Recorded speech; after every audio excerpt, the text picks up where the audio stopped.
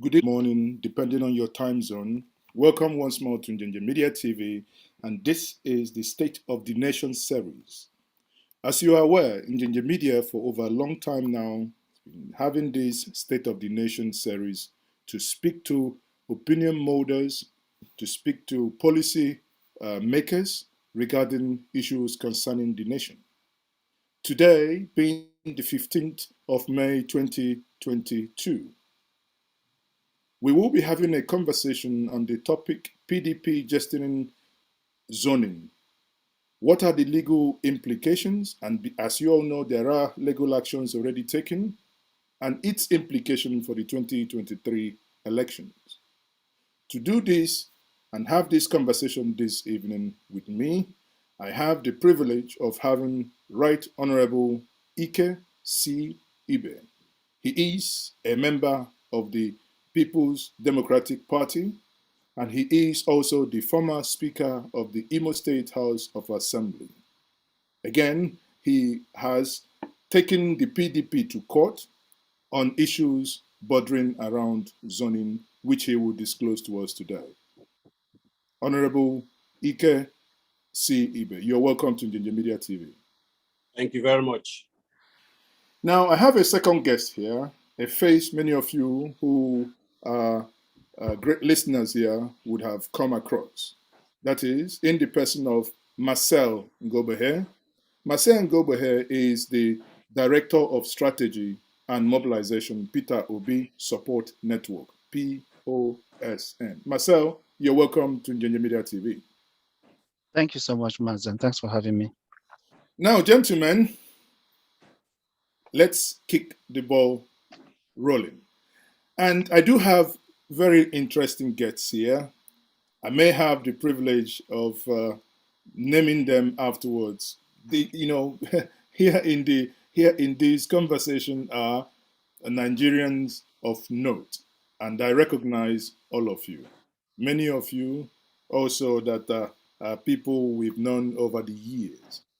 Now, let me quickly go to Ike C Ibe. My brother here, Honorable. Now, last week, we read in the newspapers that you have taken the People's Democratic Party to court, and that you have also secured a date of hearing, that is the 1st of June 2022.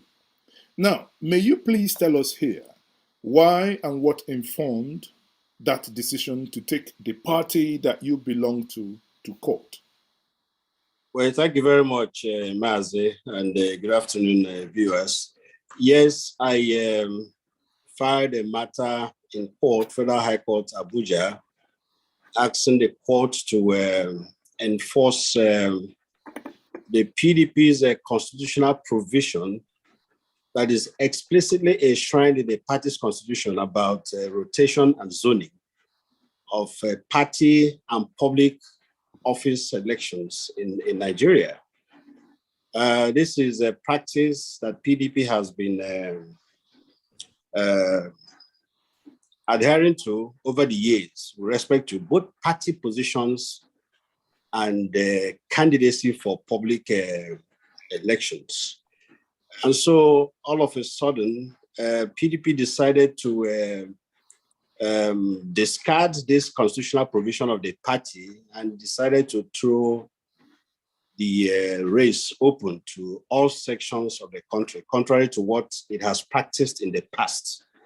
Yes, I'm a member of the party, and we've made representations to the party to continue to abide by its constitution, only for the party to officially say it will not, that is, for want of a better expression, the party, by opening its presidential ticket race to all sections of the party as against the principle of rotation and zoning in the constitution, has decided to flout its constitution.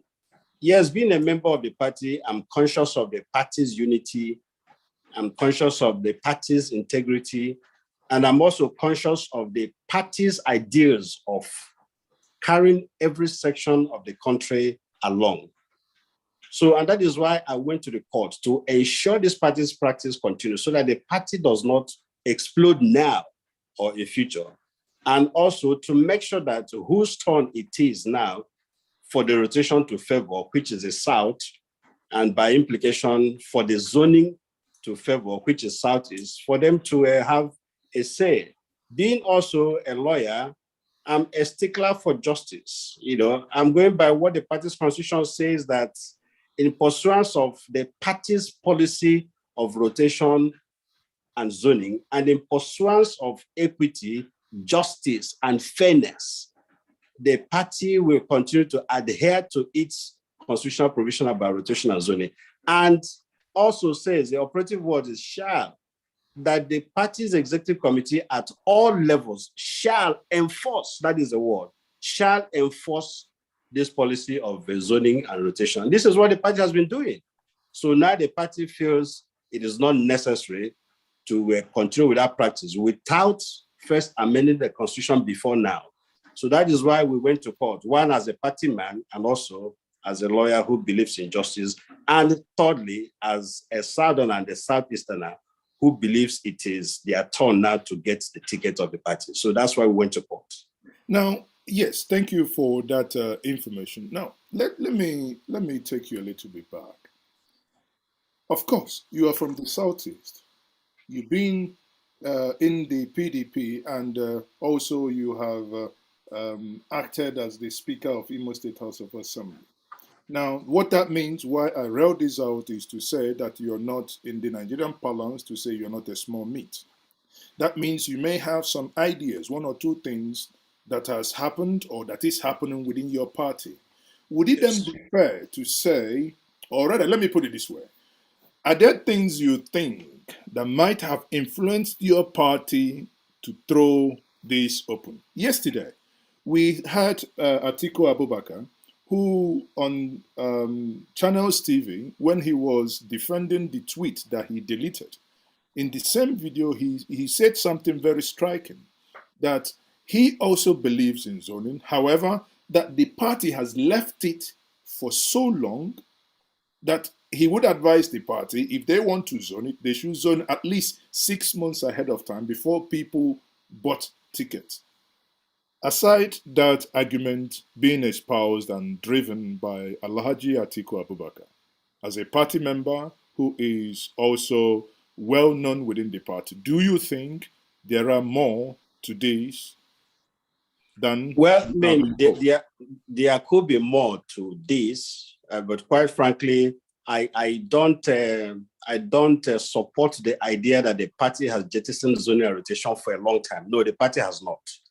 Even in the last cycle of elections in 2019, the party made a definite pronouncement in accordance with its constitutional provisions that the presidential ticket of the party was zoned to the north.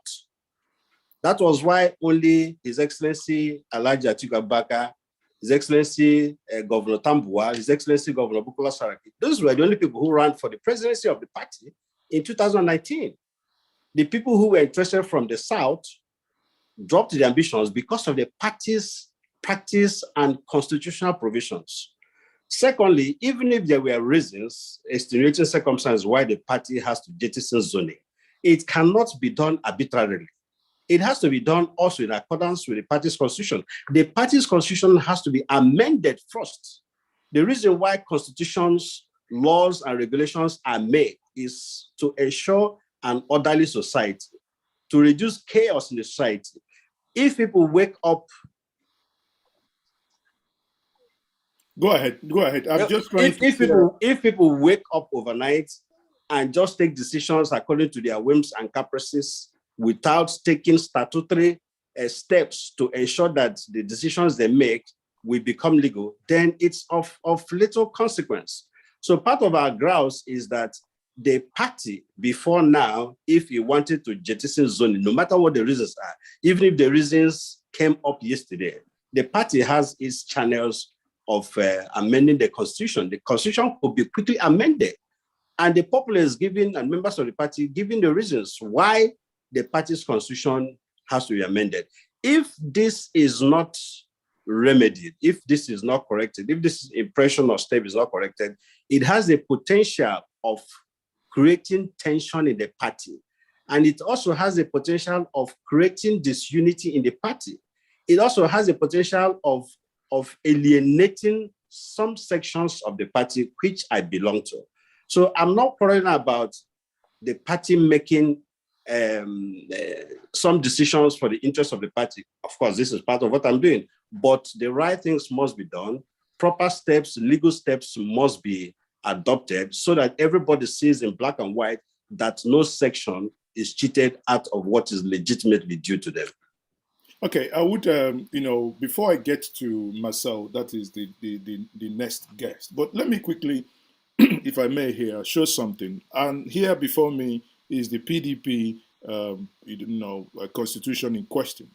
Yes. And I think section 3C here says, adhering to the policy of the rotation and zoning of the party and public elective offices in pursuance of this principle of equity, justice, and fairness. I think here is the real meat, if I'm not mistaken. And again, and it says here, the policy of rotation and zoning of party and public elective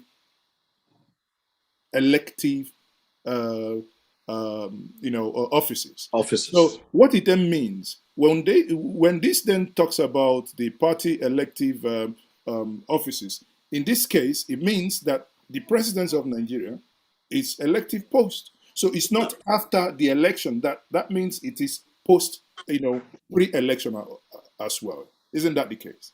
Well, I wouldn't say it is post-elections, because for you to be elected the president, you have to be a candidate of the party first.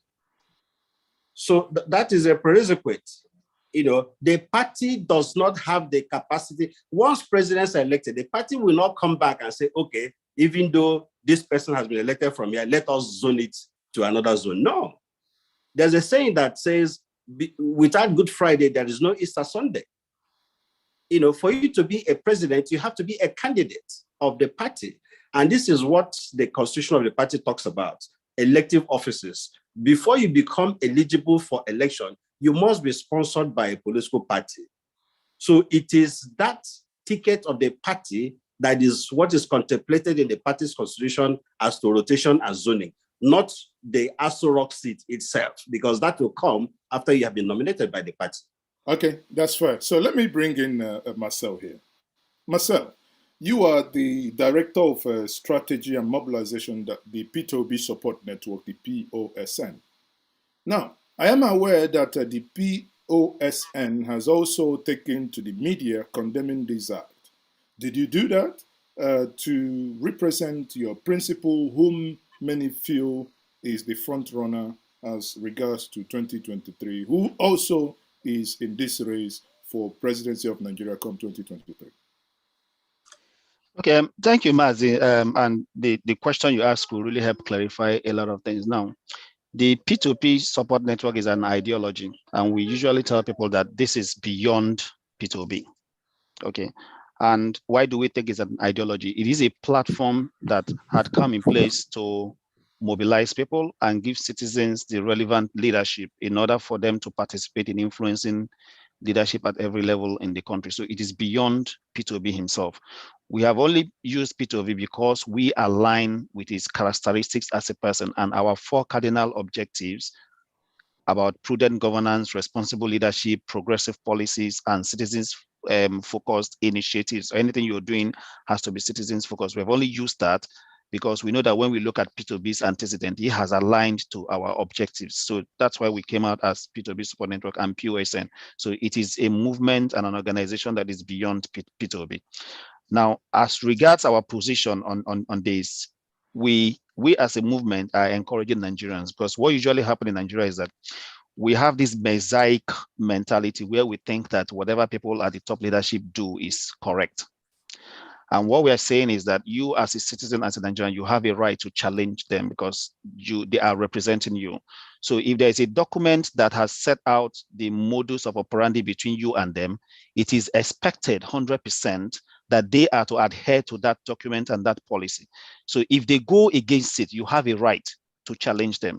So what we have done is to call on the political actors, and I'm very happy retired Honorable Ike stood up to that call.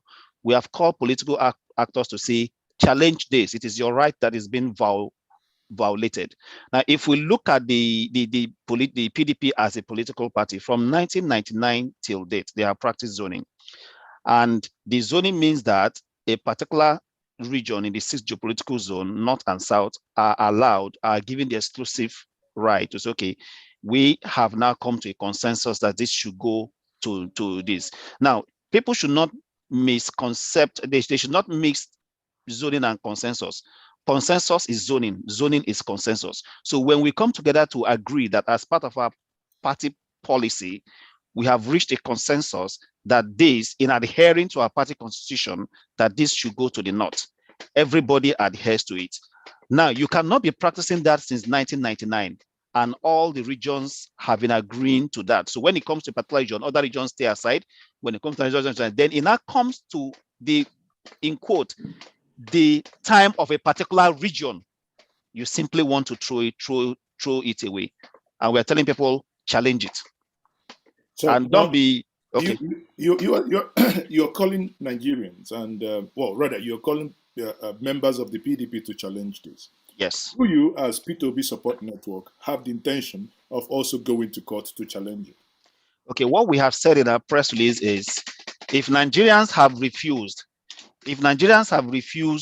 to challenge it, we will step in. We have members of our organization who are PDP members, and we have spoken to them. We have sensitized them enough, and they are ready to go. So if that call we made through our press release, asking especially the top aspirants, we mentioned top aspirant. We said that you aspirant in the southern region, this is your right that is being taken away. Because if I'm a presidential aspirant, and from 1999 being a member of a party, and I wanted to contest in 1999, you tell me no, that I should step down because it is the turn of the southwest region, and I stepped down.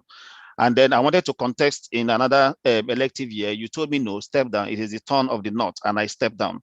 And I wanted to contest another time. You told me no, step down. It is the turn of this group, and I stepped down. And now when it now gets to when we should say it is the turn of this person, I say, no. Let's not make it the turn of anybody. Let's not make it, let's throw it open. How do you want me to feel? So we're also telling PDP they are setting a very dangerous precedence, because once you have opened up a line, it simply means that you cannot go back.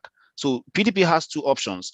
Either they go back to, adjust their constitution and pass a resolution that zoning is no longer in their constitution, adopt a new constitution, or they adhere to the constitution. It's as simple as that. And as long as they are still keeping that constitution and moving ahead with this illegal neck decision, we're telling people to simply challenge it. And if PDP members did not challenge it, P2B Support Network with other coalition group will definitely challenge it. And I'm happy that retired Ike Ibe has stepped up. Anoga, thank you so much. We appreciate your efforts, and we will do everything from P2B Support Network to support you and mobilize Nigerians behind you to see that we see this to the end. And Njenje, I've also made it clear. People will say, oh, you shouldn't challenge it because it's going to affect PDP. Do you know what I tell people? If the house you built has become useless to you, what do you do to that house? You demolish it. It's as simple as that. So if PDP wants to become useless to itself, we are telling the people that are involved to do the right thing, challenge it. Thank you. Okay, so thank you very much. Yes, hold on. Let me add one. I'm coming back to you. I'm coming back. Okay.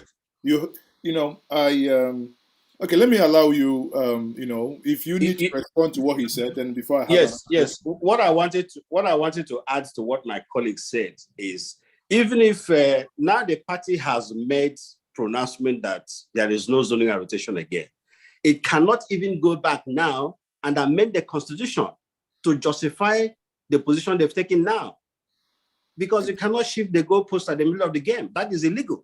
Exactly. That would be retrogressive. Yes. That would be retrogressive, and that will cause more problems. But now, there is an interesting point in the case you've taken, which is that that case, I thought it would have been actioned as an accelerated hearing. What then happened that the case is being assigned a date of June 1st? Yes. If that be the case, I thought that the PDP convention is coming up on the 30th. So that's correct. So if that be the case, isn't that medicine after death. You're gone to court, but no judge is willing to hear your case until after that. So what could be the implication? Could it be that if your case goes ahead and perchance you win the PDP, that means PDP could be walking into 2023 with no candidate? Absolutely. That is a kernel. Yes, first of all, the court has indeed granted us a accelerated hearing because we did put in a motion for extreme urgency of the matter. But the court still has to work within its rules. You still have to give a certain number of days for the defendants to file their paperwork. And the court has done that. The case has actually started and set for June 1st for hearing. Yes, whether the convention takes place this week or next week or after June 1st, it doesn't affect the hearing. That even puts the party in a tough situation because at the end of the day, if the court rules that the party did not obey its own constitution, the court can rule that whatever process that resulted from the action the party did was null and void. I mean, that has happened recently in the case of George Mogalo and Mr. Anduba in Anambra State, in the APC governorship tussle in Anambra State. At the end of the day, last week or 2 weeks ago, the Supreme Court ruled that APC did not follow its guidelines and its constitution in electing its governorship candidate, Anduba, and therefore that Anduba was not a candidate in that election. So I don't think my party wants to go through that route. That is why I'm saying part of the reasons for this, my case, is also to make sure that the party does not self-destruct, that the party does not score an own goal or explode by the action it has taken. So it is in the best interest of our party, of which I'm very proud of and a strong member, to do the right thing.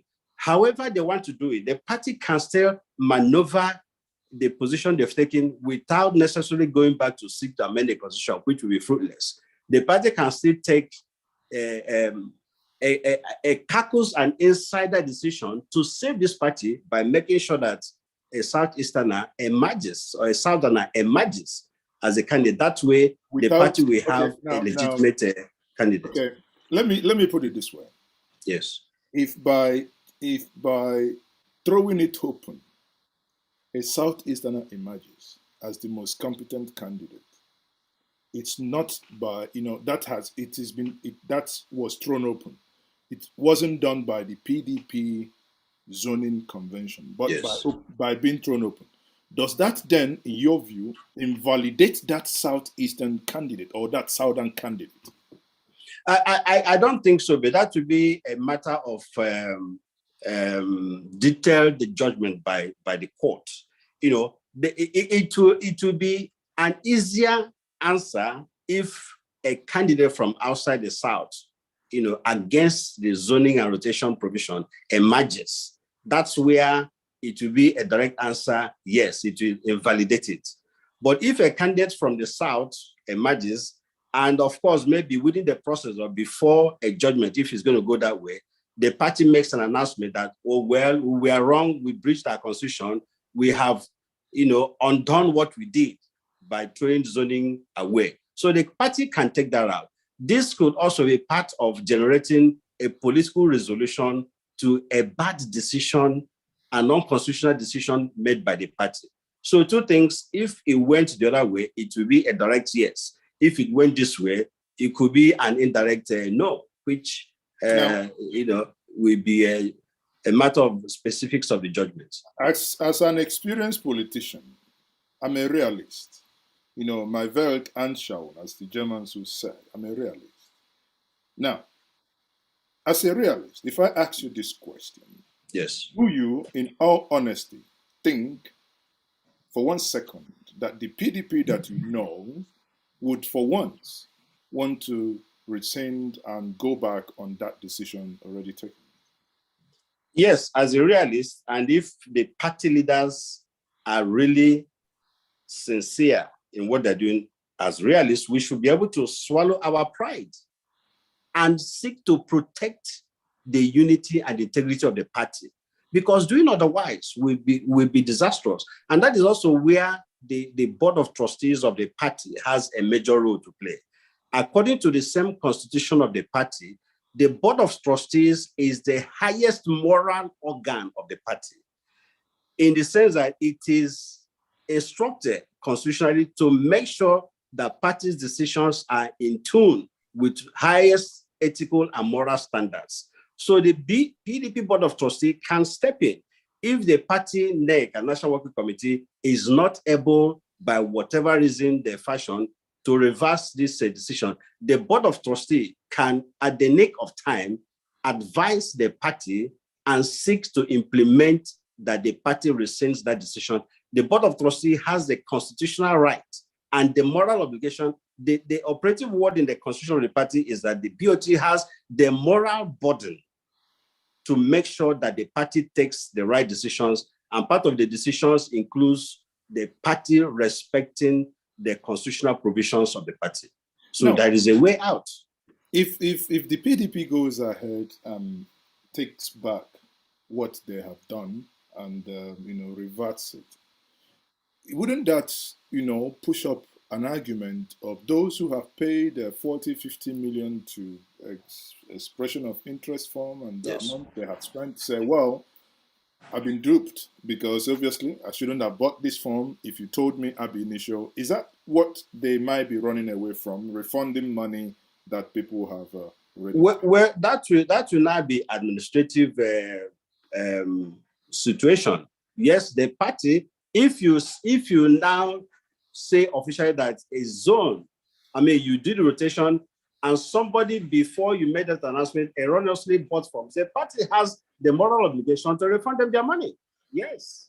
Okay. So because they now wouldn't be seen to have participated in the election. True. Let me come no fault of theirs. Okay. Let me come to Marcel here.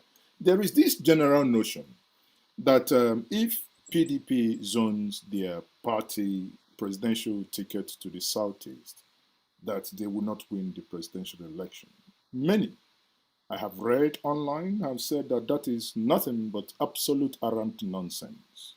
But again, I want to say, from your experience and your exposure, what do you think of such comment?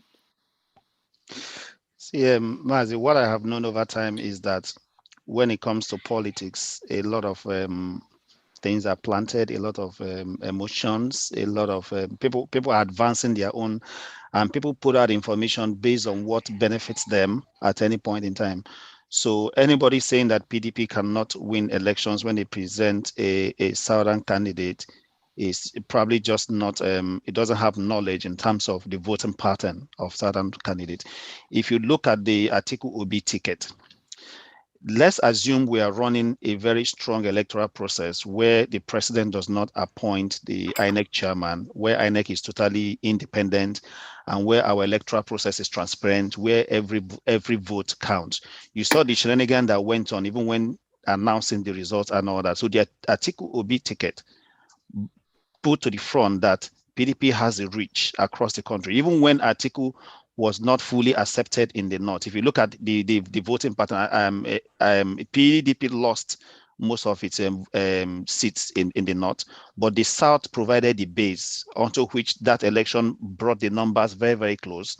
And if not that maybe there are irregularities in that election, I would probably most likely tell you from my own experience that it could be a simple presidency of Atiku Obi. So PDP should have actually gone back and take that analysis and look at the numbers and realize that by feeding a southern candidate, they will consolidate their hold in the south and just go for the cleanup in the north. APC has performed woefully in the past 7 to 8 years, and even those people that rallied around the Buhari candidacy have all come to dissociate themselves from it. So Nigeria at this moment is looking for a very competent leader, someone that has shown leadership, someone that has shown that has like a previous proven experience of managing situations like Nigeria. P2B has presented himself in that light. Now, we are not pushing P2B that he's an Igbo candidate or he's from Insasa. No, we're only saying that P2B has the competency across board. So if, let's assume in 2023, the ticket was supposed to be zoned to the north, we would look for a candidate in the north that has all the requisite characteristics of what our organization represents. And I want to give it to you now that if PDP zones their presidency to the south, the coalition of the South, South, Southeast, and the Southwest, plus an inroad into the current yearning of the North for a change. There are a lot of insecurity in the North. They have found out that a Northern president does not even solve their problem. In fact, a Northern president exacerbates their problem. We knew what the security situation was during Jonathan's time, being a Southern president, and we knew the kind of opposition that was mounted against Jonathan and the name calling. Now, a Northern president had been brought in, and for the past 7 years, things have exacerbated, things have gone out of control. So the North themselves had realized that it doesn't really matter who or where the president comes. They just want someone very, very competent. So Nigerians, as we speak now, just want to rescue their country. They don't want to hear whether this is a Northerner or this is a Southerner. They just want someone that has a competence. And any party that presents a very competent candidate will have a lot of millions of volunteers that will go to the ground to work for them. Nigeria just wants someone that will rescue the country. So PDP should leverage. There is what they call tide of times. You know, PDP zoning formula favors the South. Currently, PDP has one of the best aspirants that other parties are lobbying for him to come and run on their ticket. If you know the kind of number of party chairmen that have even contacted POSN as an organization to say we should talk to His Excellency, that they are ready to give him the party ticket, you'll be amazed. So PDP has a gold in his hands and they are playing with it. So it doesn't matter. PDP should obey their constitution. They should zone the party presidency accordingly, and they should allow the best candidate, which most Nigerians, as we speak now, go in the social media, go on ground and ask yourself, which candidate are Nigerians all rooting for? And PDP has that candidate. So I do not really know what is their problem. You have, it's just like in the Jonathan Buhari election, you know, a lot of people were rooting for Buhari. It simply made sense for APC at that time to zone it to the North and bring in a Buhari candidacy, because the general thinking was that Buhari is the man and everybody flowed. And if you look at the votes that brought Buhari, it was across both the North and the South. A repeat of it is going to happen in 2023, where people just want someone to rescue the country. And PDP should just do the right thing. Okay. So I don't know if Ibe, Ike Ibe, if you're still there. I think those that take light have somewhat, the power holders are holding your powers. I can see that you've suddenly gone dark there. But if you can hear me, even if it's audio, that will be fine. Now, what would you think if, as a matter of, or let me rephrase it this way. Many have argued in the last week that the reason why PDP, your party, took the decision that they took is as a result of political expedience. I explain that the APC, as many are seeing now, have got some strong candidates, that the PDP shouldn't box themselves in a corner, rather let them throw it open, and that will give them a better chance to fight and take power from the APC. Do you agree with that thinking? Who is the strong candidate in APC? Tell me, let me hear. Well, you know, if you go across the streets, I don't think I read the papers more than you do. You should, you know, without mentioning any name, I think you should. If you look at them, they all have baggages. Well, Nigeria, it appears the more baggage you have, the more electable. And that is what Nigerians are tired of. They don't want a president that will be held in hostage by those people that think that you have to have a baggage to become a president. Do you understand? The more baggage you have, the more you are likely to sell out the country. So, and I think Nigeria, see, most countries that have made progress, at a point they drew lines and they said, we are done. We don't care. We just want to move ahead. How many years will it take us as a country to decide to make that decision? How many years? And let me be honest to the current, and I want to speak to the current PDP delegates. Okay, see, if you don't do that, your children will question you. They will say, okay, Daddy, I understand you are a member of the delegates in 2023. This is the problem the country is having. This is what all the candidates have said. This is a candidate that has shown, do you know what they call someone having a previous working experience? See, Maazị, I'm not going to judge you by what you say. Okay, we have done that judgment in the past, and we have come to realize that talk is cheap.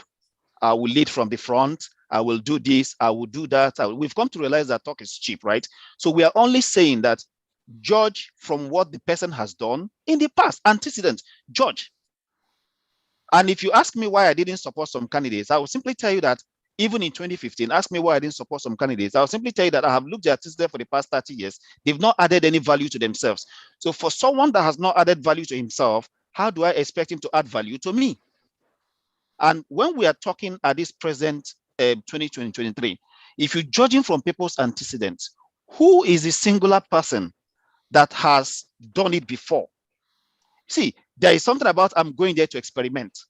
And there's something about, look, I have done this before and I'm going to do it again. There are two different things. Okay. So when you are talking about APC candidates, I want to ask you, who is the APC candidate? What is their antecedents?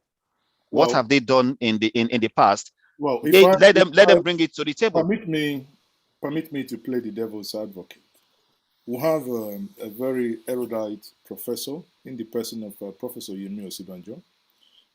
Yesterday, a friend of mine, Daniel Boala, forwarded me a video he made where he was trying to analyze some of these individuals. After his analysis, he posited that the former governor of Lagos State and the APC chieftain, Alhaji Bola Ahmed Tinubu, is the candidate to it. Now, without us veering into the APC conversation, do you think that he's not a good candidate? Maazị, you do not solve a problem by bringing the same thinking that created the problem in the first place. And that's my answer to it. It is a strategic thinking. You do not solve a problem by bringing back the same thinking that created the problem in the first place. Okay, thank you very much. So, Honorable Ibe, are you still there? Yes, I'm here. Okay.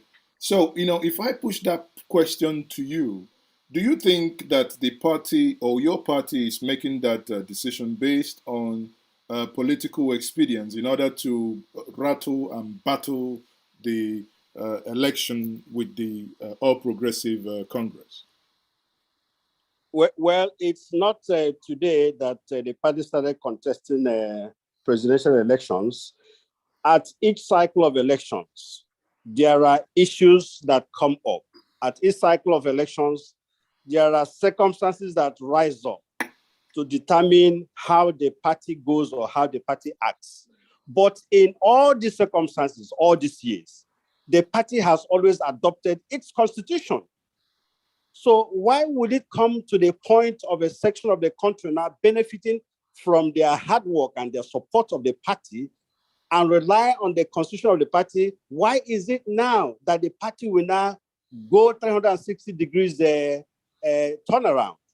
So no matter this, every election has circumstances, and party has a way of dealing with all the circumstances, also respecting its constitutional provisions. So that is where I'm worried about what the party is doing. There are so many people qualified and who are able to wade through the circumstances and issues that surrounds the elections in the country in the South that could be given the ticket, just like it has been done before in the North. This is a kernel of the problem. So even in future elections, there will be circumstances. People have issues they are dealing with. People have issues they are attacking in the party. So, but the main grounds is that it cannot come to the turn of a particular area and all of a sudden the party says, because of X and Y circumstances, we must jettison zoning and rotation. That is wrong. Okay, thank you very much for that intervention. People, everyone watching, we have been having this conversation, and so far we have 40 minutes into this conversation. It is still the State of the Nation series, PDP jettisoning zoning, legal actions, and its implication for the 2023 elections as it concerns the PDP. And the panel of discussants this evening are Right Honorable Ike C Ibe, PDP member, former Speaker of the Imo State House of Assembly, who also sued the PDP for dropping zoning. I also have here Marcel Ngogbehei, who who is also the Director of Strategy and Mobilization, P2P Support Network, the POSN. Now, I would go to the public and take questions, from the public before we call it a day. We just have a couple of minutes. Now, if you are called upon to ask your question, please keep your question or your intervention to a maximum of 1 minute. Again, let me take from Gab Iboque. Gab, please, can you quickly unmute and ask your question? Thank you.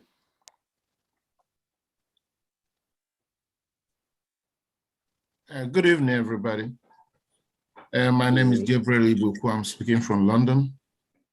I just want to know the working document that P2B, you see, from all indications, P2B is an excellent candidate. But what what working document is he going to work with in Nigeria? I mean, the Constitution. Thank you very much. We'll leave that for the for my guest to answer. Now, both of you, can you kindly make note of that? And I take the next one. I have Benedict here. Benedict, quickly, can you unmute yourself and fire your question? Benedict, are you there? Okay. Okay. Good afternoon. Good afternoon. I've been following. Though there's a noise at my background, but let me go straight to the. I am a national stakeholder of the PDP. I'm a member card carrying certificate holder, People's Democratic Party Rebrand Aid Group. I am aware of this case instituted by Right Honorable Ike C Ibe. And to be honest with you, we want to join this same suit with Ike C Ibe. But there is this thing we are waited for, which is the past meeting, the last next meeting, which just concluded. Today is Sunday and tomorrow is another day. We are going to contact Ike C Ibe, and with other groups will come together to move towards the PDP headquarters to demand that zoning. After which we will now know what will respond to you. In NJENJETV Media, you are doing well. And then I say to every other person in this forum that please, you people, whenever the message comes up, everybody should join hand. As long as we are protecting the Southeast presidency, we are coming out full force. And maybe we might actually disrupt that PDP primaries that we have, that will be held on the May 28th and 29th. Please, that's what I have to say. Please. Thank you. Thank you very much. Nwachukwu Caesar, please, it's your turn to ask your question, please. Caesar Nwachukwu, afterwards, Ronke. Sorry, yes, we did hear what you said. So, Nwachukwu, go ahead, please. Kindly unmute yourself. Then, if Nwachukwu is not ready, Princess Ronke, please go ahead. Yeah, good evening. And thank you for inviting me. My question is, in all honesty, do we think in this insecurity in our country presently, and an hatred, serious hatred for the South by the North, do we think we will forge ahead with this election in 2023? Thank you.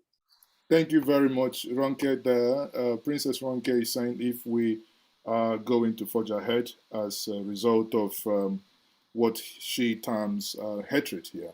Now, I would start with Ike C Ibe. I would want you to, the 3 questions, or rather 2 questions, if you would take these questions before we round up, please. All right, if I can take the last question, can we really hold elections in the midst of the hatred we have? Well, every 4 years, there is a government. And if the government, either by actions they take or actions they don't take, by policies they introduce or policies they ought to introduce and they don't introduce, if by these actions the country, begins to go through a lot of pains, that is why opportunity is available for those governments to be voted out of office. So, and this is the opportunity that the 2023 election presents.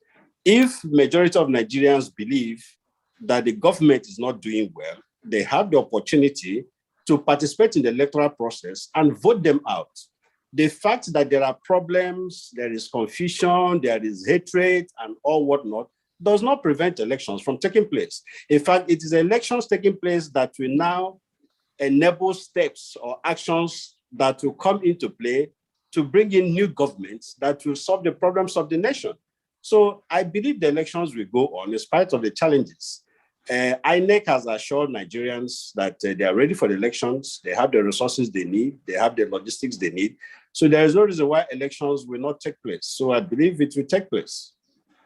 Thank you very much. So Marcel, there, to the questions that was asked. Okay, I would like to look at the questions about issues raised about what working documents would P2B be working with. You know, from a strategy perspective, we have done a serious analysis on the Nigerian Constitution, Nigeria as a nation, and what it requires to make a change or to bring things up. And there are just two options that are available. Is either you go through the political process or you go through the military process. You go through the military action process. That means you probably declare war.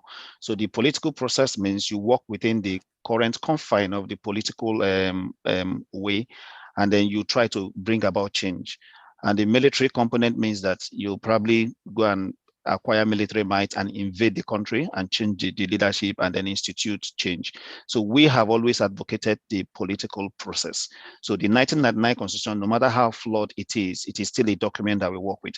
And one thing people do not understand is that the 1999 Constitution gives the president of the country enormous powers. Look at what Obasanjo did during his time and look at what Buhari is currently doing, where you probably do not question him. So we should now talk within ourselves. We should work towards putting in someone that has a mindset of introducing the kind of changes that we want, or we should put someone that we know can help us build the kind of country that we have. So if the person sits in Aso Rock, we are now expecting him to use the enormous powers of the presidency to bring about those changes that we want to bring in as a country. But as long as you do not join in putting that person in power, you should be ready to take whatever comes to you by anybody that sits in that place. So what we're basically saying is that look at all the candidates, as flawed as the 1999 Constitution is, look at all the candidates, think of who is the best person that can readily implement the things or the policies or the kind of initiatives or the kind of changes you think you want as a country, and let's push that person forward. And from there, we will start the change that we will require. Believe you me, 1999 Constitution can be changed if we have a very strong president. We know the processes, two-third voting and all that. Obasanjo has done something similar. Buhari is currently doing that. I mean, you'll be shocked how many times that Constitution has been changed during Buhari tenure. So a very strong president that has a good and citizen-focused initiative can actually bring the kind of change that we need. Okay, thank you very much. Then I think more people have raised their hand. Let me take another go, and if you can make note of the questions that they will be bringing to you. Now, the first person here is Isidiho Alphonsus, please. 1 minute. Go ahead. Hello, the moderator. I thank everyone who has made that time to be here to listen to this issue.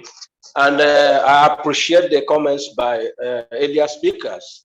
But my own stake is the issue of whether this election is going to hold or not might solely be on the head of the ruling government now.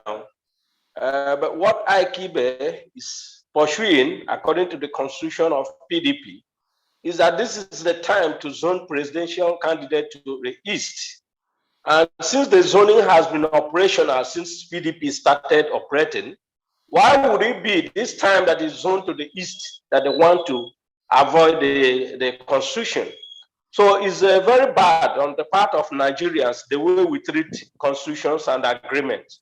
And I strongly support Ike Ibe in his views that PDP should adhere strictly to their constitution and zone the presidency to the east. It's left to the contestants in the east to make up their mind, get together and do their selection and raise a candidate and say, okay, this is the candidate we want to present. Thank you very much. And then the people can now rally around the selected candidate and push PDP forward. So it's absurd for PDP to do this because they know it's time for the East to produce president by their constitution. Okay. That is my own contribution. Thank you gentlemen. very much. Thank Thank you. you very much, Alfonso. Thank you for Yes. your intervention. And Mike, please, go ahead. Okay, thank you. My contribution will be to say that from my own limited observation, it appears the 2023 election has been rigged even before it started. I do not want to go to the nitty-gritty of this zoning system, but I would like the panel or all of us here to think about what Afe Babalola said, that this is the time for Nigeria to stop and think and organize a constitution, do away with this constitution, draft another constitution and call it interim government so that we can start. Because whoever, even if P2B gets in, all the loopholes, all the in National Assembly, everything is loaded against him. He won't succeed. That is when the real politics will be played. Everything they will hold him down. It might be lame dog. So I feel the best thing to do is what Afe Babalola suggested. Let us write a new constitution now, have an interim government within the next 6 months or whatever, and then before we start, this is the place to stop and think. Thank you. Thank you very much, Mike. I listened to my elder Baba Rola there, but also Tony Nadi from NINAS has also given an extensive response to him. But again, one thing that really baffles me when we put up this argument is, if we have failed in the last 8 years to revamp, redo, anything right? We have failed in the last 8 years to do it. I do not know. Osadebe in Igbo will say, over time he who cannot do anything with his wages. Is it when he does overtime that he can now blow up the moon? But again, that's only my view. I'll allow that for my guests to eventually have their say. I have someone from Plateau State just joining us now, and Santos Larap. Santos Larap, please, can you make your intervention, please? Thank you very much. I just came up with my picture, but I've been part of the discussion and the conversation by the guests. So let me start with commending Ike, Marcel from POSN, and then Ike, and then the Maazị, and then all others who have contributed. The second point that I want to make quickly is that in this game, we should be able to distinguish between what is the most important election. Is it a primary election or a secondary election? That's a question mark. It will take me to my question properly, but you will link it to that. The third thing I have to say is that we need to also remove issues of emotions and sentiments and get our minds rigid in a way to bring about Peter Obi as the president of this country. When you begin to talk about issues that are not tenable and not realistic, we find out that it takes time and it gets people angry. The truth about it is that Peter Obi is not Igbo. Peter Obi is a realist, and Peter Obi is a person who can remove and take Nigeria to a different level. And that is why I have said this.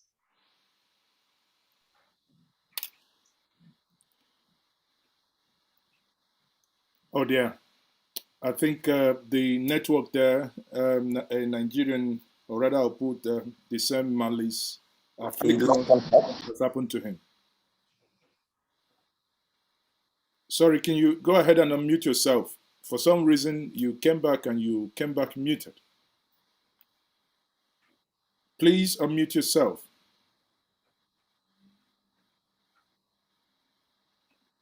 Santos, are you still there? Can you unmute yourself, please? Yeah, I have. Can you hear me? 30 seconds. Can you quickly round up? Yes, I will, in 30 seconds. The other part, before... For some reason, they do not want you to... So, Sorry, I'm deeply sorry about that, but your network did not play along with you. I have Nwachukwu Caesar. That's the second time. Please kindly unmute and have your intervention, please. We are rounding up now. Okay. Good afternoon, everyone. Go ahead. Okay. I wanted to ask this question at the same time. I think it's a statement that we should consider. Don't we think that pushing this narrative that the zoning thing should favor the Southeast or not is not something we should set aside now and focus on campaigning for this candidate. One, if we succeed in getting this even through the courts, are we not also sure that we will lose the support of the North? Because what makes them not want to jump ship, even if we win this thing at the courts, and they all decide to decamp from the PDP, leaving us alone on the PDP? So okay. I like what the last, yes. Thank you very much. But without answering for my guest, but I would say, where then is the sense of fairness? Why didn't the Southeast jump ship when it was zoned to other zones, or rather the South? Because I think we must be very careful here. The PDP power rotation is between North and South. Now, when it comes to a particular region, North or South, they could do the microzoning. So let's not mix two things here. But, you know, for someone, sorry, but I will find it slightly a little bit strange that, you know, something that is in your constitution since 1999, you adhere to it, that would upset some people to run away. So when they were enjoying it and, you know, reaping the fruit of it, why didn't they run away? But anyway, I have someone also here joining us. You know, he's been very, very vocal on this issue. He has spoken on this matter and, you know, in so many national televisions. I have the privilege to invite Dr. Law Mefo. Dr. Law Mefo, Anwe Yagu, we have spoken extensively on this matter. Now, you have, you know, obviously you have listened to what the speakers have said. And now, what is your view on this issue of zoning? Can you again reaffirm what you've been saying and what you have taken and extensively written about? Welcome. Yeah, thank you. Thank you, Maazị Ezeoke, for your tenacity. You have been committed to this cause and related causes, you know, trying to get things better for everybody. And you know, the fact remains that no matter how we look at it, the thinking of the PDP is that an Igbo man cannot win presidential election, and they want to send the ticket to the North. This is very clear. And even if they do not want to do that directly, you know that if you check the distribution of the delegates, those coming from the northern part of the country, they are nearly 60%. So if they strike a consensus, getting the 4 key presidential aspirants from the North to step down for one of them, and they will house all their delegates, certainly the North will take the ticket. So it's as simple as that. And in 2009, I'm sure this point has been made. Since 2009, PDP amended its constitution and wrote into it the principle of rotation of presidential power between North and South Nigeria. And because it is a constitutional matter, PDP should not be allowed to just jettison it based on a decision made by its National Executive Council. National Executive Council cannot set aside the constitution of the PDP.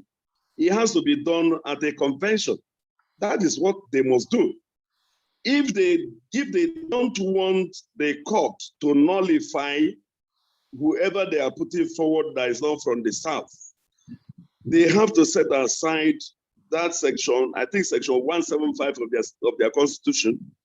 If they do so, they will be free to go on and throw the presidential ticket open. If nobody goes to court on this matter, I will.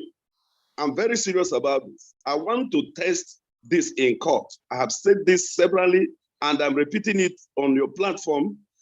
The reason is this: for fairness, fair play, unity, and all, the ticket of the PDP must come south.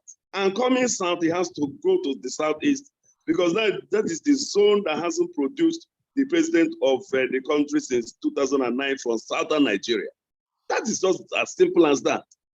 If they zone their ticket to the southeast and pick somebody like Peter Obi, he will win. Why not? He cuts across. I wrote an article about Peter Obi where I said that Peter Obi bestrides both zoning and merit. Peter Obi is okay. He cuts across. All the online polls, he led by more than 60% in all, without exception. Even the ones hosted by aspirants. You know, AIT had to shut down their own polling because Peter Obi's winning was stretching and escalating to the point that it was becoming scandalous and embarrassing to them. Now, having said this, I want to draw our attention to something. You know, PDP set up the zoning committee twice. The first one was led by our son, Governor Ugwuanyim.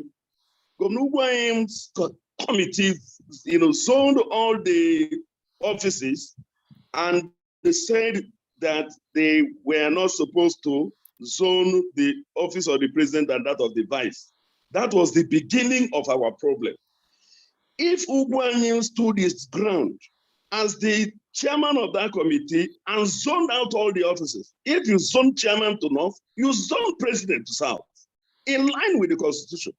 Our son, Ugwuanyim, said no, that they are not asked to. If they say you shouldn't zone the office of the president and vice, then you resign from the job. Now, autumn committee came up. I want to draw our attention to something. Autumn committee has 37 members. Out of these 37 members, 17 or 18 came from southern Nigeria.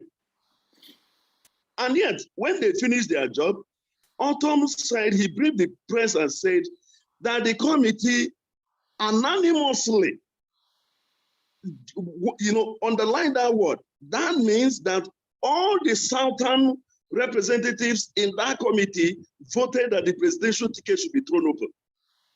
The question then is, what were those men doing there to protect the southern strategic interests? And particularly, those of them that represented the Southeast, somebody like Professor ABC Nwosu represented Anambra State. I want to know why somebody like Nwosu would vote that the PDP presidential ticket should be thrown open to all.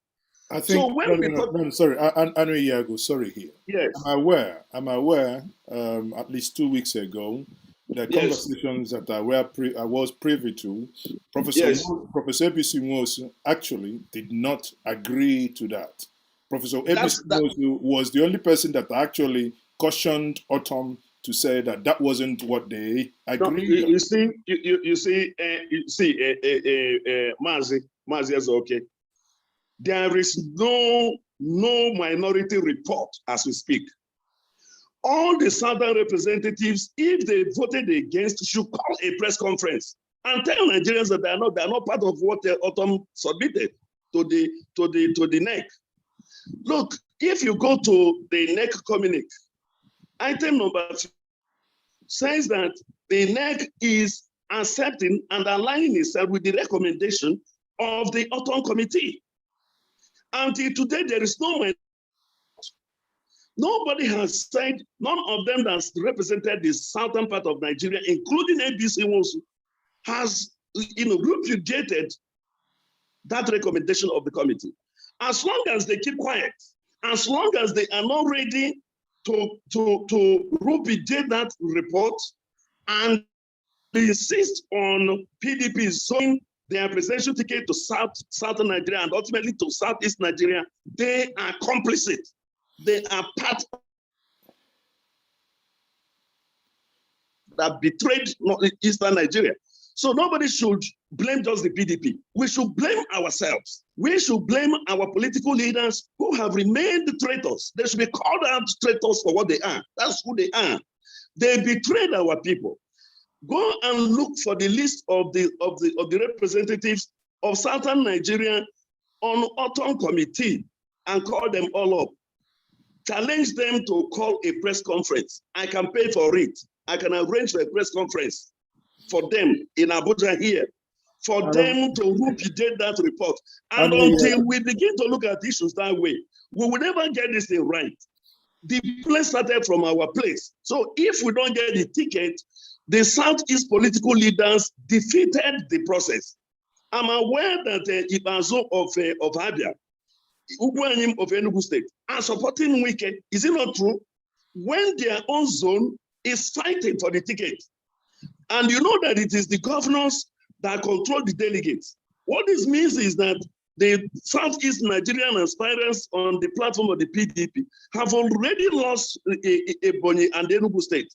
And we are here saying what?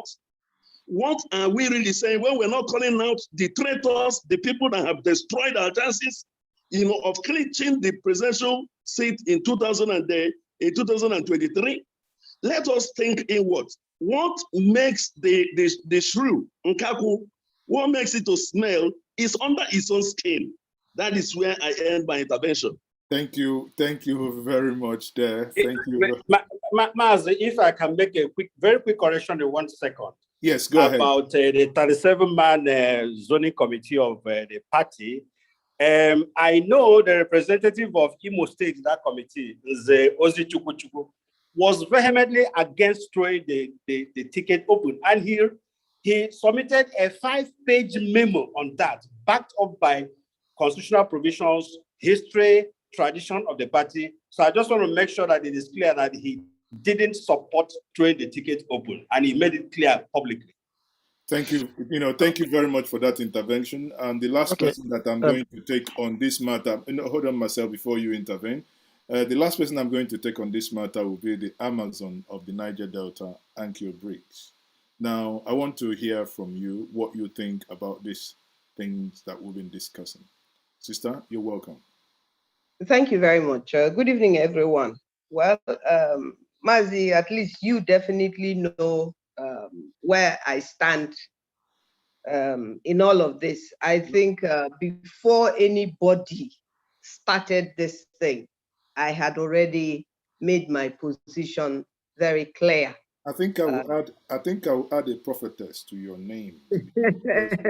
I had made my position very clear on this. Now I speak as a voter. I speak as an electorate and a rights activist. Now, PDP as a political party has not only failed Nigerians as a whole and their members and the people that may not be their members but would vote for them if the voter agrees with either the candidate or the positions that they propose. Now, my disturbance, what bothers me is that the PDP as a political party in the last 8 years failed woefully to play the role of opposition party, play it in the way and manner in which the APC that eventually emerged literally less than 2 years before the 2015 election and took power from the PDP. That's one aspect of failure for me, coming from the PDP. The second aspect of it, which is very bothersome, is that the PDP jumped on the bandwagon, and that includes all the southern PDP governors shouting at sometime last year, which in my consideration was even late, that the power should shift to the south. They did not put their houses in order in their zones, and they did not put the PDP in order. Why do I say this? I say this because you cannot come out and be shouting, it must come to the south, when within the south, you have not even agreed on the issue of where it should go in the south.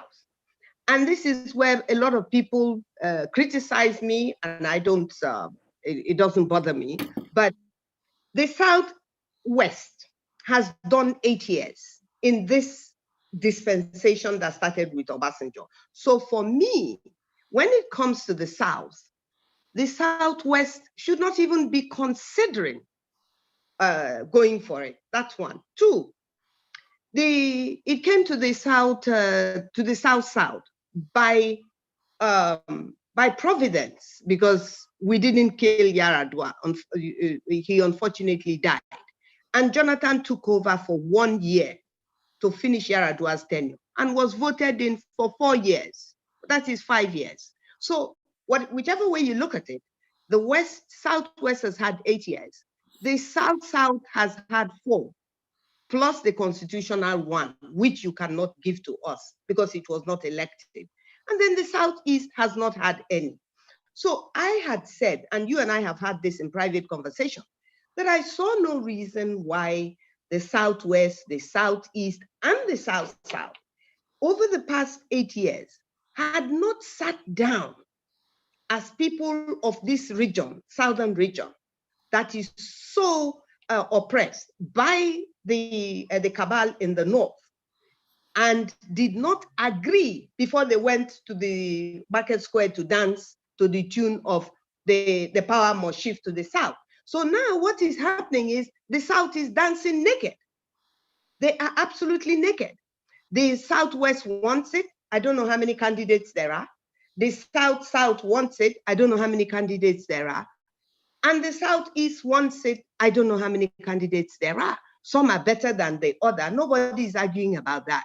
And I also do agree that any political party, whether it's the PDP or APC, does not believe that an Igbo man can win election in Nigeria. They do not believe it. And so they do not do anything to support an Igbo candidate truly. So they end up with this, we end up with this argument, with this discussion.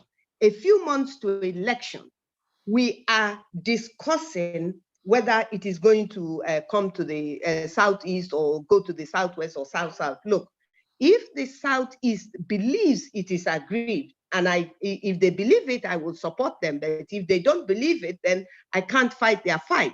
But if they believe that they are agreed, why don't we consider them moving to another party like APGA? Let everybody who wants to run from PDP, if they feel that they've been hard done by, let them move to another party. Look, we must begin to take positions that are painful, because if they don't pick Peter Obi, for instance, as it is being clamored for, then it means that Peter Obi has lost out on PDP.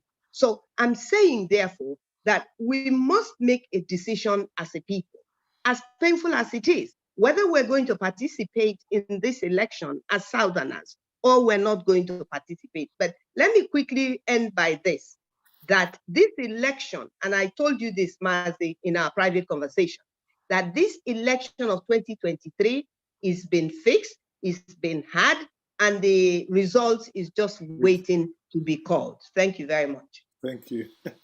Thank you. Thank you very much on that. Now, sorry, every other person raising their hands. I think that's the much we can take. What is going to happen now? I need to bring back my guests to take the 3 questions posed here. One is if election would actually hold, and a person supporting Ibe, and the other one says if election has been if election will be suspended, that the election is already rigged, and the other saying if we can set aside this argument about zoning. Now, you are having your concluding thoughts. In these, your concluding thoughts, my 2 guests, I would want you to factor in your answers. If, at the end of the day, the lawsuit by C Ibe, if it goes ahead, do you think that PDP will be dead in the southeast or the southern Nigeria if they loses out in 2023? That is my question to you both. So, Ibe, are you there? Can you take that on, please? I'm challenged by the rain. I don't know if you can hear me very well. Yeah, we can hear you. Go ahead. Okay. Now, can you tell me the last bit of the question? The last bit of my question is, will PDP die or will zoning kill PDP by 2023, if not adhered to? Yes, there's a possibility of that happening. And if you recall my opening statement, I did say part of the reasons why I filed this lawsuit is also to save PDP from explosion or implosion. If a party explodes because of reasons like this, is usually very difficult to handle. Recall something like this happened a few years ago when some members of PDP also stumbled out of PDP and formed what they call NPDP, which was part of the reasons part of the ways that APC was formed as a party. So if the party does not really take care of this stand they have taken now, it is possible that the party could implode, and that is going to be a very certain. PDP has a very good opportunity to take over the next government because Nigerians are crying and complaining everywhere. And if PDP does the impunity that the current government is doing, then Nigerians will say, is this what we are going to see if PDP come out? So it is in the best interest of the party to make sure that this problem is solved. And that is where also, because the NEC has taken a stand, this is where the Board of Trustees must take a position as the constitution of the party says the Board of Trustees members are the moral conscience of the party. And their major responsibility is to make sure that the integrity of the party is protected nationally. And this is something that is threatening the integrity of the party. If they don't take a definitive step and address this, it is possible that the party could crash. This is very possible. And that is what I don't want to do. And that is part of the reasons why we are in court. Thank you very much. Once more, that is the contribution of Right Honorable Ike C Ibe, PDP member, former Speaker of the Imo State House of Assembly, who also sued the PDP on dropping the zoning that they had in their constitution. Now, I would have the last word from Marcel Ngogbehei, the Director of Strategy and Mobilization, P2B Support Network, POSN. Marcel, you have the last word. Now, in your final submission, I would want you also to take into account the question that I posed to former Speaker, will zoning kill PDP? And if, again, your principal, Mr. P2B, by any chance that he's been edged out, what will be the strategy behind the P2B Support Network? Are you going to urge him to move, as our sister, the Amazon of the Niger Delta here said, move into party like APGA, or what would it be? Do you see a situation where the youth, that when you come on Twitter now, P2B for the last 2 months, trending every single day, it has never happened in this country organically, none of them is being sponsored, that a candidate trains for close to 2 months.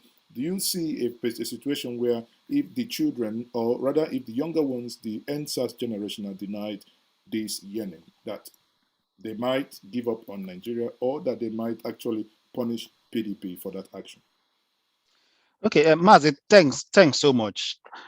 One of the things I want to implore every one of us here is to find a way to get involved, because you would not know exactly what is happening until you get involved. This is me volunteering pro bono for P2B Support Network. And within the time I have volunteered as the Director of Strategy, I have been exposed to quite a lot of things and a lot of information. Currently, I'm the chairman of the coalition of P2B groups. So a list of all the groups in Nigeria that is currently working for P2B on a pro bono, young people that have volunteered. I was elected as a chairman. And I can tell you that there is a planned 1 million man march that will happen tentatively. The date is on the 21st. And what that 1 million man march is meant to do is youths are coming out from different parts of the country, north, south, east, west, to say, we want to rescue our country. And that should send a very strong message to the political leadership that they can no longer take people for granted. And one of the things we're beginning to tell Nigerians is this: we need to now get involved from the grassroots level. We need to find a way to be member or part of a delegate, because we have seen that the way the party politics in Nigeria works is that the nominations and elections starts from the grassroots. So you are elected as a delegate from a local government, and then you come all the way to the top, and then you form part of that. Now, we're doing this because we believe it is the political process that will bring about change. So the question about whether the case will then set aside PDP, let me tell you something. When somebody steals your money, when somebody comes and grabs your money and steals it, and there is no imminent threat that you're going to find a way to recover your money, the person will enjoy the loot. But if the person now gets to understand that you have taken steps to want to recover that money, the person might either have two options. Either he loses out entirely and come in for a fight, or he retraces his step and avoid a total destruction. So what we have set in motion is to put PDP on notice that they're headed to a total destruction, and all the signs are pointed to it. So if PDP are being led by very smart and responsible people, the only thing we expect them to do, maybe the board of trustees, to come back and say, you know what, this decision was an error. We are coming back to baseline. And what I want to say again is this: I think we should be smart to know when we are being deceptively led. So when the rotation presidency in 2019 decided to zone the presidency to the north, doesn't that mean automatically that the other one will have to come to the south? So why do we have to set up another committee to come back to us and tell us where would this zoning go? And that was where we missed it entirely. These things are automatic. They are not negotiable. So if I have taken a decision in 2019 I've taken a decision in 1999 to go south, and then afterwards I went north, and afterwards I went south, and afterwards I went north, and then you are now asking me to come and set up a committee to determine where it will go. That is where the deceptive propaganda started. And that is where the PDP members missed it. They would have simply come and say, look, there's no need for this. This is automatic. We have already listed it. But what we are now saying is that if they do not do that, their hands will be forced. We simply need to ensure that people that have looted this country are not being allowed to enjoy the loot. You know, those days when I was small, when somebody grabs your food and you can't beat the person, you simply pack sand and pour on top of the food. He won't eat it, I won't eat it. So we are simply telling PDP to do that which is right. We don't want them to self-destruct. Okay. So in the Nigerian street parlance, what if, from your analogy, my takeaway here is that if they don't give it to your principal, you people are going to pack sand and pour in their galley. It is not about packing sand and pouring in their galley. It is about the fact that we are advising them now to do the needful. See, somebody said, okay, what if he goes to what if we end up getting it, and then the northern side decides to pull away?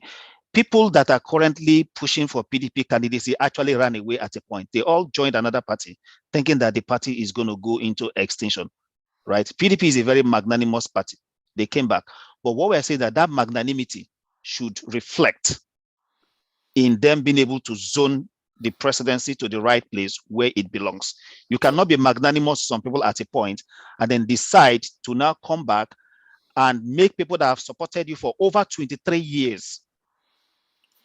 Thank you. And you tell them at this point that you're throwing the zoning open. So thank you very much. It has been a fantastic conversation for the last hour and 25 minutes. We have way exceeded the time. But again, I do have someone here that I want to give the honor. That is Professor Femi Olufemilade, who is also a presidential candidate under the SDP. He has raised his hand. Professor Femi, if you don't mind, because obviously we are out of time. Yeah, good afternoon, Maazị. Yeah, if you may quickly make a 1 minute intervention. So let's... Can you hear me?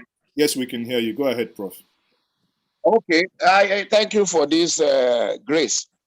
My contribution is that the focus on PDP as the platform to actualize the emergence of a president of unequal extraction is quite logical, because that is one party that is national, where the Igbos have asserted their presence over the years. But as it turned out now, the logical thing is not being done by other stakeholders in the party. And I was thinking that there should, those who are thinking for Ndi ought to have a plan B. So at the risk of preempting them, I am thinking perhaps if Peter Obi loses, because it's a possibility, why then not think of rallying behind somebody like Kingsley Moghalu where he is? Or if we say Moghalu is not as popular as Peter Obi is the most popular Igbo politician across the ethnic divides today, and it will have been the best foot forward. What does Peter Obi himself have a plan B, like alternative party?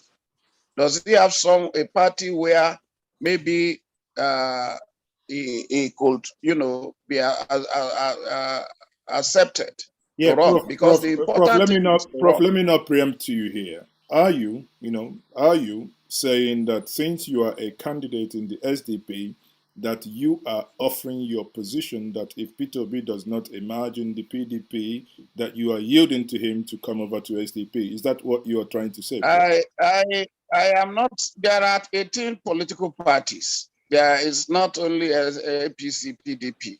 SDP is just one. And some of them, if you go and look on INEC website, you discover that quite a lot of them were formed by Indigo. And some of them, they are share Zenith Labour Party, quite a lot of them. So it doesn't have a shortage of options in that regard. But for me, if I happen to emerge the candidate of my party, I believe even if I contest and become president, my intention is to run a government of national unity. I said without constitutional amendment, I'm going to make my vice president a prime minister. So if you want to still work on the PDP thing, you can have a kind of arrangement whereby even if it's Atiku that emerges and Peter Obi will run with him, we can tell him that, look, so portfolios will be under the VP's office. It's done in a lot of African countries where you've had this type of crisis. So that it won't just be like it's been done in Zimbabwe, it's been done in Kenya and other, whereby you say, Obi, in addition to being vice president, will be minister of finance. And there will be a number of things. It will be signed. So it's not so that the president himself will know that this is classical case of power sharing. Thank you very much. So that can also be done. Thank you very much, Prof. It's it's wonderful. It's always wonderful to share ideas with you. Indeed, a wonderful time we have all spent here. Exactly an hour 30 minutes. Everyone, I said to you, thank you for being part of this conversation today. It's been my pleasure, Maazị Ezeoke here, to host you on this State of the Nation series, PDP Jettisoning zoning, legal actions taken, and its implication for the 2023 presidential election. You have heard Ike C Ibe there give us reason why he thought that it wasn't right for PDP to do what they have done, and he has actually taken legal action to address that. We also heard from Marcel Ngogbehei, the Director of Strategy and Mobilization from PDP Support Network, who also told us their thinking within these organizations. Every other person who have spoken here, we had Dr. Lomefo, who also gave insight and squarely blamed the 17 members of the committee that really looked into this and said, well, what were they doing if 17 of them are from the south? Also, our sister, the Amazon of the Niger Delta, who before anyone started talking about zoning this to the southeast, she has been in the forefront. She has granted several interviews, several videos that she's made on this topic. And today, she's still standing there. The only thing that she has added is, if push comes to shove, there must be a plan B. On that note, I would say, We can stay here all night, all day discussing this, but it has been my pleasure to be your anchor and your host this evening. What we are going to do is that since this is a national question, it is a continuous thing that is going to be, it keeps reoccurring, and this conversation will not stop from today. We will keep having these conversations. Join us next weekend as we will be treating another topic that is much related to this. From here, I say to all of us, thank you once more for being part of it. I am Maazị Ezeoke, and this is NJENJETV TV. For many of you who are not following us on our various social media handles, please, on Facebook, YouTube, Instagram, and on Twitter, please do follow us in NJENJETV there. For some of you who are here on this Zoom connection, on the comment section are these various social media handles, especially the Telegram group, where you can be part of this conversation when we take this conversation offline. On that note, I say thank you once more for being part of this conversation. My name is still Maazị Ezeoke, and I say good evening once more, and thank you.